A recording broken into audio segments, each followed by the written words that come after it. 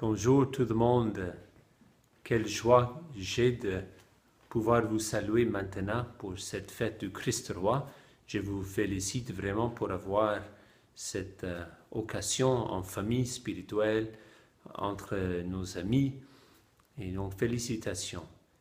Quelques-uns m'ont dit, vous aviez eu peur un peu, que vous étiez peu nombreux pour cette célébration. Mais ne vous inquiétez pas. Le Seigneur aussi a commencé très petit avec que 12 apôtres. Et même un d'entre eux le trahit. Donc le Seigneur a commencé petit. Et les grandes choses dans l'Église, ça commence petit.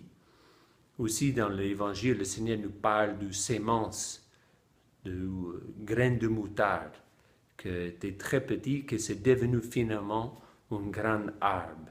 Donc c'est comme ça aussi dans le règne Christi. Que nous, on a commencé petit, mais maintenant, on est un peu partout dans le monde. Grâce à Dieu, à vous, à Montréal, moi, je suis ici maintenant à New York. Ceci est la chapelle de notre communauté légionnaire à New York. Donc, voilà. Petite, mais le Seigneur fait de grandes choses. C'est comme un espresso. No, espresso, it's small, but it's got a lot of kick, you know. Et donc, nous, peut-être, on est petit, but we need to have a lot of kick.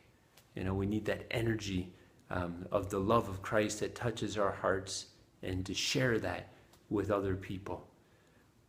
Ici, à New York, dans cette maison, on est 10 légionnaires. C'est une maison très belle, grâce à Dieu, très bonne, on est très bien placés.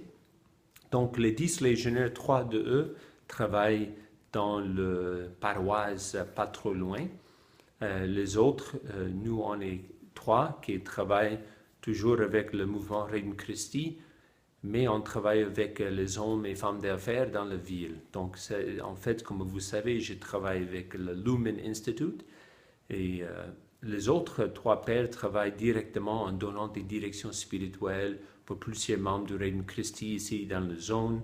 Il y a un des pères aussi qui est à New York, qui habite ici, qui est en charge des vocations pour les légions un peu partout l'Amérique du Nord.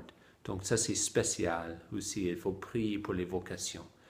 Donc ça c'est un peu ce qu'on fait ici à New York et je suis très content encore que vous faites cette fête en famille aujourd'hui.